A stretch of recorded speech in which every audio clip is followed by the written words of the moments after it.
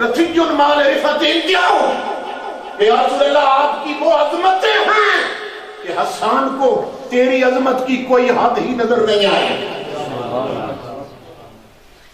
تیری شان اور تیرا مقام اتنا بلند ہے مدینے والے کہ تیرے صحابی حسان کو تیری عظمت کی کوئی حد ہی نظر نہیں آئی.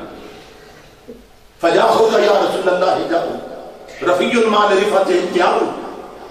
پڑھتے گئے حضرت حسان پڑھتے گئے. سننا جب اس شعر پہ پہنچے نا فَإِنَّ أَبِي وَوَالِدَتِي وَإِرْضِي لِإِرْضِ مُحَمَّدٍ مِنْكُمْ بِقَاؤُ کہ مدینے والے میری ماں بھی تجھ پہ قربان، باپ بھی قربان، اولاد بھی قربان، میری جان بھی قربان. کالی کملی سے حضور کا ہاتھ نکلا. اس شعر پر میرے آقا نے فرمایا حسان خوشخبری سن لو، ساری دنیا جنت کی مشتاق ہے، آج کے بعد جنت تیری مشتاق ہے.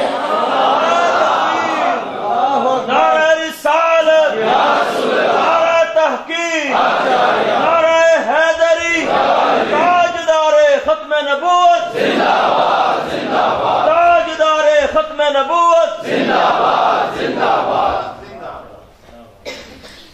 اس شعر پر آ کے تاجدار کائنات نے یہ خوشخبری دی. جب پکار اٹھے فَإِنَّ أَبِي وَوَالِدَتِي وَإِرْضِي لِإِرْضِ مُحَمَّدٍ مِنْكُمْ بِقَاؤُ کہ میری ماں بھی قربان آپ کی عزت پر، میرا باپ بھی قربان، اولاد بھی، جان بھی قربان، سب کچھ قربان.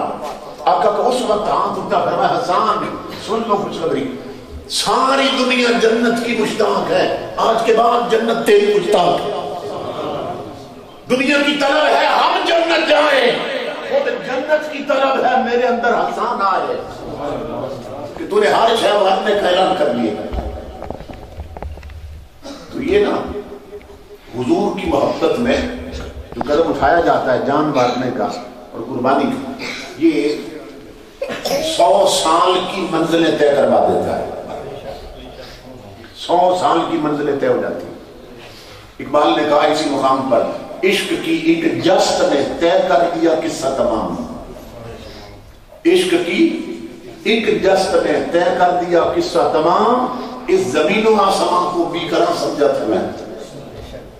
تو میں دیکھتا تھا زمین آسمان میں بڑا فاصلہ ہے، بڑی مسافت، مگر تاجدار کائنات کے عشق کا ایک قدم اٹھا ہے اور آسمان پیچھے رہ گیا، میں آگے نکل گیا.